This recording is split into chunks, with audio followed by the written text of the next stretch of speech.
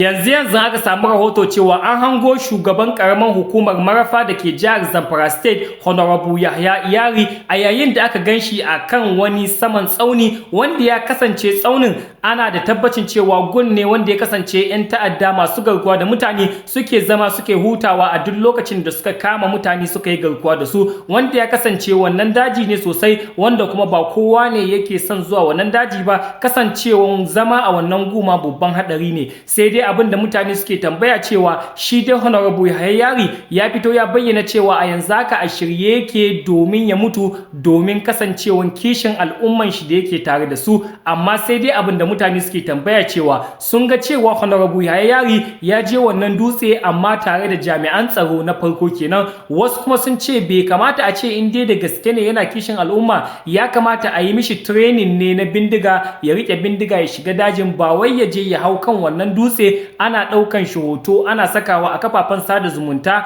kuma ya kasance ya je wannan gun tare da jami'an tsaro ne. Wasu suka ce bai kamata a ce ya je gun da jami'an tsaro ba, ya kamata ya je gun ne shi kadai, a bashi bindiga ya je, ko kuma a'a su shiga dajin gabaki ɗaya da jami'an tsaro su yi farautan 'yan ta'adda, ba wai ya je ya zauna a saman kan dutse ya ce ma mutane shi a shirye yake ya mutu akan kishin al'umman shi ba. Wasu kuma suna ganin cewa gaskiya wannan shugaban karamar hukumar ya yi iya bakin kokari da nuna bajinta, kasancewan ko a kwanakin baya ma an ga yanayin kokari da yake yi game da matsalolin da ake fama da shi na tsaro a wannan yanki na Marafa. Amma wasu suna ganin cewa ya yi hakan ne don kawai ya samu yabo a kafafen sada zumunta, domin a ce wato yana shirye ya mutu don saboda kishin al'umman shi. Ko ma menene, shin kuna ganin cewa wannan shugaban karamar hukumar Honorable Yahaya Iyari ya yi wannan abun ne domin ya samu yabawa a gun al'umma a kafafen sada zumunta, ko kuma kuna ganin cewa ya je wannan daji ne domin ceto al'ummansa da kuma kishi ga al'ummansa?